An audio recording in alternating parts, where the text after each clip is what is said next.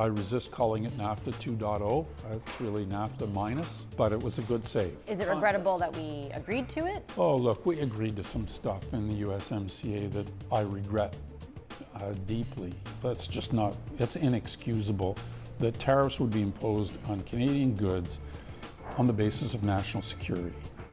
John Manley is a familiar figure around Canada's capital, a long-standing MP for Ottawa South, beginning in 1988, a Liberal cabinet minister who handled the foreign affairs, finance, and industry portfolios, and Jean Chrétien's deputy prime minister.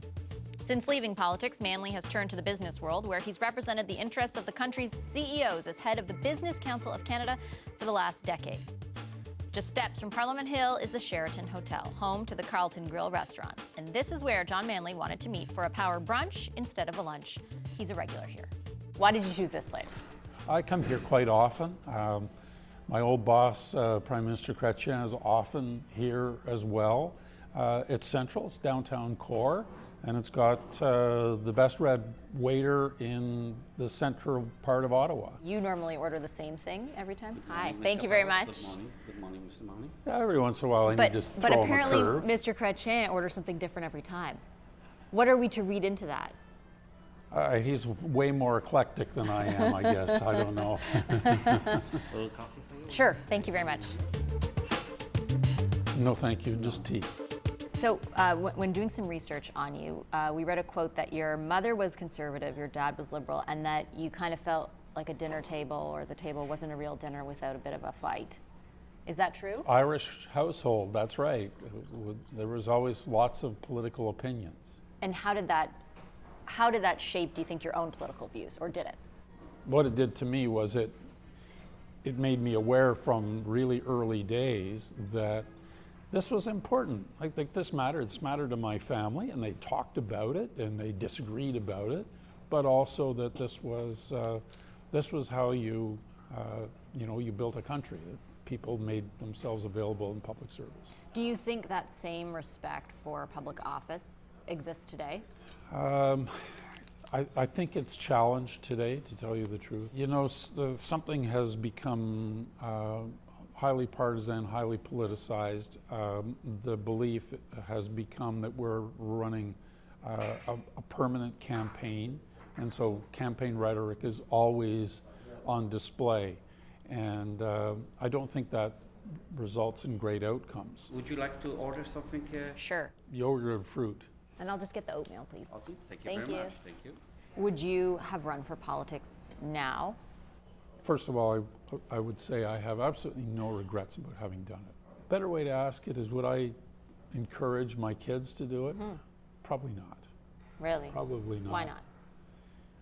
Because it now, I think, it always cost a lot in terms of your personal life and your home life and your family, but now it costs everything.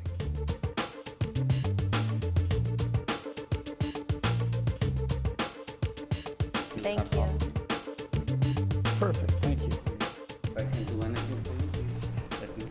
Okay, Thank thank you. The community of the business community that you represented for the last 10 years. What did you learn?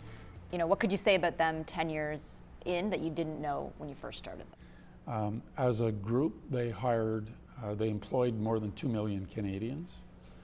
And we were there to talk about mainly the macroeconomic issues, but from the point of view of how do you make Canada stronger and both the Canadian economy and how do we enhance Canada's role in the world, and they would engage on that. Do you think this government is fostering the type of environment that's conducive to what you just said? The Trudeau government obviously very strong on Indigenous reconciliation, lots of good work on LGBTQ issues, on gender balance, all of which are good things, and I think even our members would probably say, oh, we're all for that. But a little weak on talking about how we build growth in the economy and the role of the private sector in doing that. My own view is that what Canada needs is more businesses that can scale up and become global. And We have a problem with that, don't we? we have a big problem. We don't have a problem starting companies. We're actually, our numbers are pretty good on startups. But scaling up. And we get them going, but getting them up the ramp I mean, how do we get, we're sitting in Ottawa, so Shopify is the recent local hot technology company. That's great. How do we get 30 of them, or even 5 of them? We've had the whole fiasco with Trans Mountain Pipeline, which has done damage to our international reputation for being able to get a project done. You put all of that together and you'd say, man, there's a lot of work to do, and not much of it has to do with what the government has put in the window as its top priorities.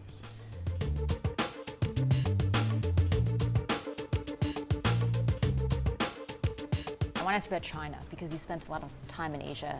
What do you think that policy should look like? China is the second largest economy in the world. Probably in my lifetime, certainly in yours, it will be the largest economy in the world.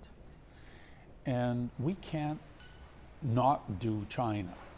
So let's figure out what we want to do. What are we asking? What are we intending? And how do we balance it with our interests with the United States?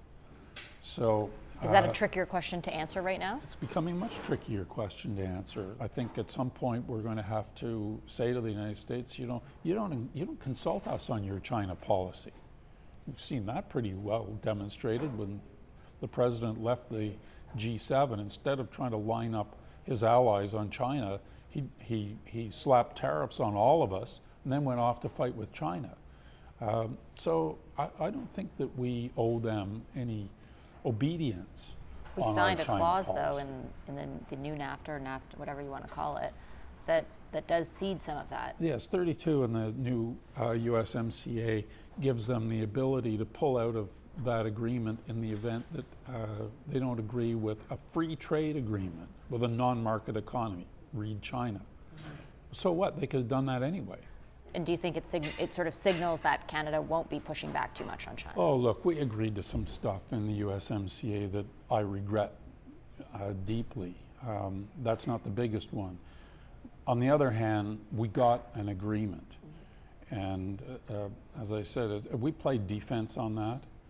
We got out relatively unscathed. I think it still remains to be seen what happens to the tariffs on steel and aluminum. It sounds like Mexico is digging in on that now. So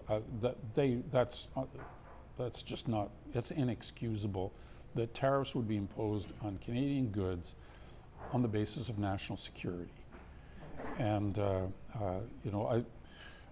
I think the Prime Minister chose country over party, but quite frankly, I think he could have walked from that agreement and called an election and probably won a pretty comfortable majority by running against Donald Trump. I mean, think of the ludicrousness of this.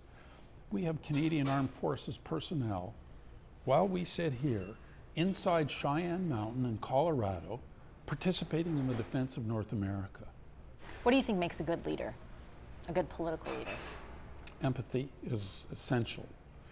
I think that a senior leader, a head of government, there used to be an expression I don't hear often now called polymath, somebody who's really good at a lot of things. Well, when you look around now, the country and the world, is there anyone that exhibits those qualities from your perspective? Well, I think we're about to lose one in Angela Merkel, who in many ways over the last decade has been the adult in the room in so many situations. I think, quite frankly, I didn't agree with some of his policies, in fact, many of his policies, but Stephen Harper had that capability. Nobody ever said that he lacked intelligence. He may have lacked empathy sometimes, but he understood his responsibility. President Trump is an embarrassment to the world of leadership. Justin Trudeau is much better than that. But he's still, I think, in a learning phase. I think he's learned a lot over the last 3 years, but there's more to learn. What's harder, running for office or running marathons? Running for office, not even close. Power breakfast or power lunch? Breakfast, most important meal of the day. Early bird or night owl? Early bird. Coffee or tea? Tea. I see you got tea. My gosh. Private sector or public sector? Both. Montreal Canadiens or Ottawa Sens? When they play each other, it's the Sens. So you've been both finance minister and foreign affairs minister. Who has the harder job right now, Bill Morneau or Chrystia Freeland? Well, Bill Morneau has the harder job right now because Chrystia, in addition to foreign minister, was dealing with the NAFTA negotiation. With that off her plate, finance is the pressure is going to go to finance now. That's not always the hardest job, but right now it is. Thank you very much, Mr. Manley. I appreciate it.